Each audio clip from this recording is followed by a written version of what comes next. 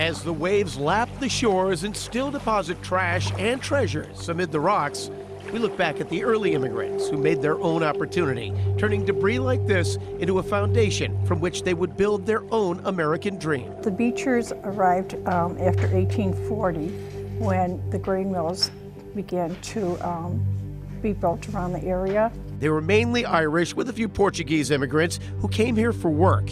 They arrived hungry and dirt poor, having very little to live on, let alone raise a family. They didn't have any place to live, so they chose the seawall? Correct. That's a hard way of living, isn't it? Very hard life, because they had nothing to build with except like maybe boats or ships that had crashed, and they would collect it in the water and they would build whatever they could out of it. They would house 6, 8, or even 10 people. There were signs that were all over it, and it said Nina, no Irish need apply. So it was very hard for them to get any jobs. The ones they did get were often low-paying and quite dangerous. For example, scooping grain in the elevators, where there was a risk of explosion, suffocation, getting caught in the mill.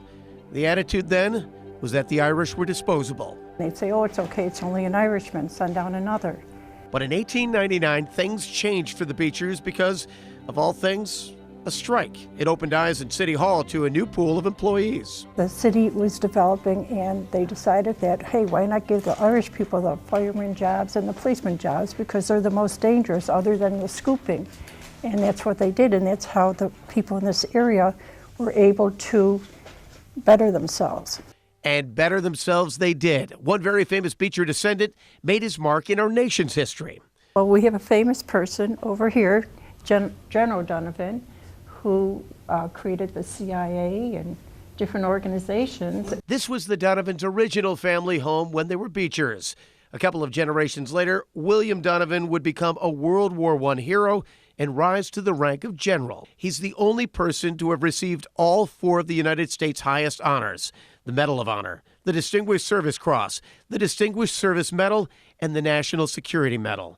But he's possibly best known as the father of American intelligence, as he directed the Office of Strategic Services, the precursor to the CIA. Many of the families in South Buffalo, the Valley, and the Ward have direct connections to the Beechers, including mine. These 2 homes were owned by the Grandys, cousins of the Gallivans. Peggy Siegel, who is a co-founder of the Waterfront Memories and More Museum in the Old First Ward, also has roots that trace back to the beach. My grandmother was born on the beach in 1896, and you're not going to be able to see this, but it says birth return, and it says born on Seawall Island in Buffalo, New York. So as we focus on waterfront development and the outer harbor, remember the Beechers, early builders of Buffalo who staked their claim on the shores of Lake Erie and in the unknown stories of Western New York. In the decades after Clinton's ditch opened, Buffalo began to boom. More and more canals were dug to accommodate the increased shipping business and the Queen City's newfound prosperity as an important port town. On this 1849 map, plans were already in the works to add to the waterways with the Ohio Basin, a spot that would connect the waters and give ships a place to turn around. So they dug out this tremendous basin, connected it to the river. The basin was complete in about 1852, and it was huge, about 1/5 of a mile long, meant to connect canals here in the Old First Ward. You probably know the spot better as Conway Park today, but if this was a century ago, I'd be right in the middle of it and above my head in water. The new Ohio Basin was a conduit for several canals, most notably the Hamburg Canal. What they didn't take into account, though, was that the Hamburg intersected several city sewer lines, sewers that were then flowing into the basin. There's no natural flow, so it gets stagnant, dirty. It's a source of a cholera epidemic. So 5 years after it was dug, city declares it a public nuisance. Buffalo suffered through 2 cholera epidemics, but the basin and the ward had become a very important area for Buffalo industry. And as a result, the neighborhood attracted a large Irish workingmen's population. It becomes also a source of political votes, a political machine, and Grover Cleveland's amazing skyrocket of a political career actually starts here. That's right, that Grover Cleveland. The former sheriff used the Ohio Basin as a major campaign platform in his first run for City Hall. And Grover Cleveland decides he's going to open his campaign for mayor in 1880 with his speech at Diebold's. He says to them, a public office is a public trust. You should not tolerate the conditions here in the Ohio Basin. He won in a landslide. From there, he went on to the governor's office and ultimately the Oval Office, twice. And all the while, the Ohio Basin sat and continued to deteriorate and stagnate. Just to give you an idea how long it took to get this under control, it was finally filled in 1950. And that only happened after 2 boys drowned in what was left of it. It was finally completely filled, incidentally, with debris from the demolition of the Frank Lloyd Wright Larkin Administration Building, topping off one piece of history with another. A series of paintings lost for nearly a century and a half, illustrating a little-known but vitally important skirmish. What we're looking at is the birth of a nation, aren't we? We sure are. These are 23 original watercolor paintings. The paintings tell the story of the 1866 Fenian invasion of Canada. When the Irish invaded, it was like a terrorism attack in a foreign country. It was a group of Irish expats who concocted a scheme. Much of the planning is said to have been done in a tavern in the Old First Ward. Some accounts say it was this German hotel on Chicago Street, and 2 of the paintings seem to depict that.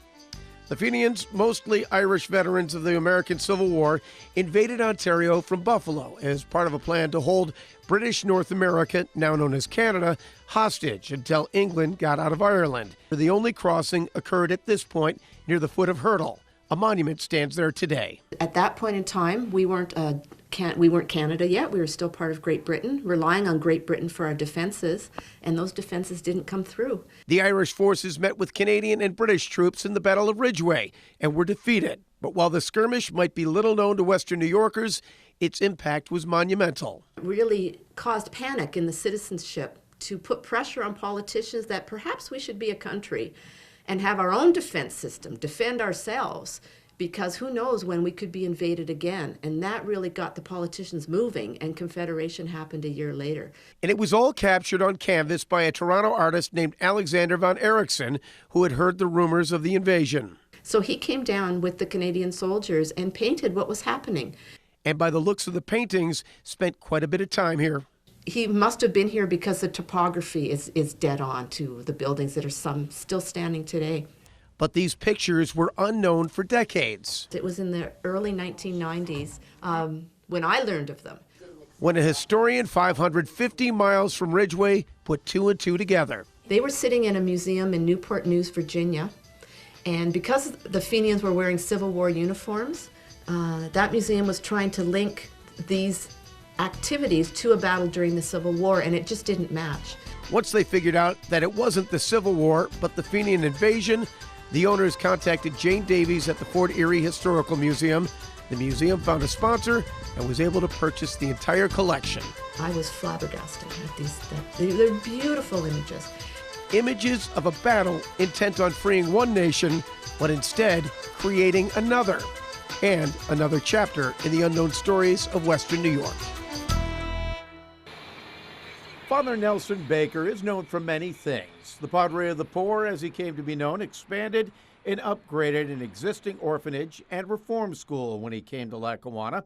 He created a home for abandoned infants and unwed mothers, a maternity hospital, and 2 schools. Among other facilities, he provided food, shelter, and clothing to the needy of all religions. His greatest feat is arguably the construction of this, the magnificent Our Lady of Victory Basilica. So Father Baker, basically as a human being, had a compassionate heart, and he always wanted to serve and take care of other people. Author Timothy Bowen includes Baker in his new book, Emerald Thread, The Irish in Buffalo. He was initially surprised to find out that Baker was half Irish, but that was only the start of his road of discovery.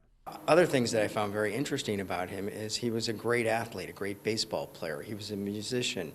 He was a singer. He was the life of the party. People loved to be around him. He was a great businessman. He was great at mathematics, and he walked away from all of that for a life of service. Among the biggest surprises, however, was that Baker's life of service included becoming a soldier. So it kind of goes in line with everything that he accomplished in his life, that early on, at the age of 21, when he heard that they were asking people to volunteer to enlist into the Civil War, that he would volunteer. Father David LaPuma says that Father Baker was assigned to the New York 74th Infantry Regiment and almost immediately sent to Gettysburg. They say that he saw very little combat there. He saw more after, actually, because when they finished their tour duty at Gettysburg, that troop was sent to New York City to deal with the race riots that were going on at the time, and there was a lot of bloodshed there. Father LaPuma says that even while carrying a rifle and in a military uniform, Baker followed his heart. He heard some rustling in the trees, and he realized that there was a Confederate soldier that was hurt. And so we waited till the coast was clear, basically. He went over and basically picked this guy up and brought him to safety. And it just kind of goes on to say that this is a man who actually probably went into that war more with the desire to serve, to be patriotic, to honor our country, to work for restoring our country, to restoring unity, because that was at the heart, is what he did for everyone. As he went on through his life, he always wanted to change lives for the better. Yes, he was a man of many hats and histories, and now Father Baker is another interesting chapter in the unknown stories of Western New York. It's like the St. Patrick's Day anthem. It's that time of year that everyone's Irish, and there are Irish eyes smiling wherever you look. That no matter where you celebrate, everybody sings at one point when Irish eyes are smiling, and it's though you're wrapped in a blanket of Irish musical and magic and mystery that binds the whole room and the community together. Well, what you might not realize is that blanket of Irish magic was woven right here in Western New York. Do you find that people, even today, are still surprised when they say, wait a minute, when Irish eyes are smiling, that was written not only by an American, but a Buffalonian? They are shocked. That's right, Chauncey Olcott, the man who wrote that Irish classic, along with another hugely popular song associated with the Emerald Isle, My Wild Irish Rose. He was born and raised here in the Queen City. Olcott's mother, Margaret Doyle, came over from County Cork when she was 8. She married Mellon Whitney Olcott and moved to Buffalo, where in 1858 Chauncey was born. He started appearing in minstrel shows here in Buffalo and across the country, and even studied in London. He ultimately started writing his own musicals. Buffalo has a wealth of musicians, and he was one that was overlooked for many generations. And finally, in 1970, 45 years after he died, Chauncey was inducted into the National Songwriters Hall of Fame. 2 years ago, with his grandson, Chauncey Olcott Johnstone, accepting the honors. The songs are now on ringtones. So basically, you can say that even though he's gone, electronics has gone with him. He was inducted into the Buffalo Music Hall of Fame. And his songs, well, they continue to ring beautifully through the unknown stories of Western New York. Chauncey, thank you.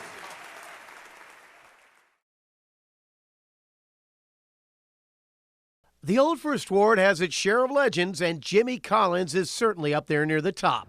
Jimmy's claim to fame is that he became a major league ball player.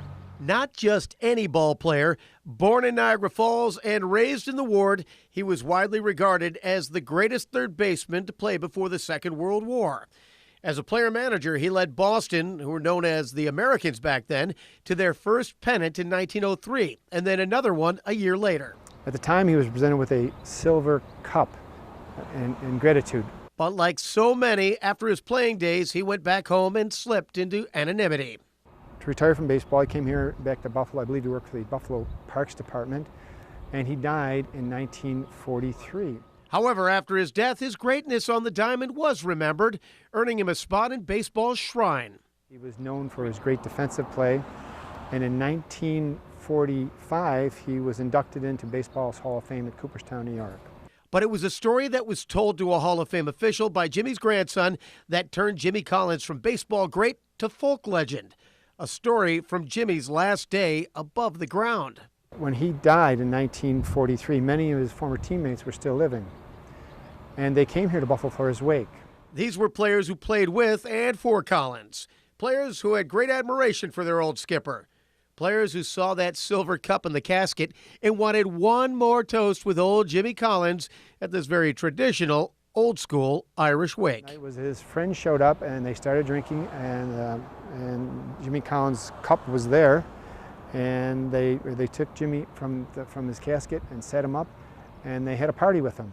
a story immortalized by the Boston-based Celtic rock band Dropkick Murphys in 2013. We've gathered here to bid adieu. Us Boston boys, alas, our few. Some from crosstown, some from coast. To give our skipper one last toast. The song was actually written by the curator of the Boston Sports Museum, Richard Johnson, who thought it was part of Boston's history as well.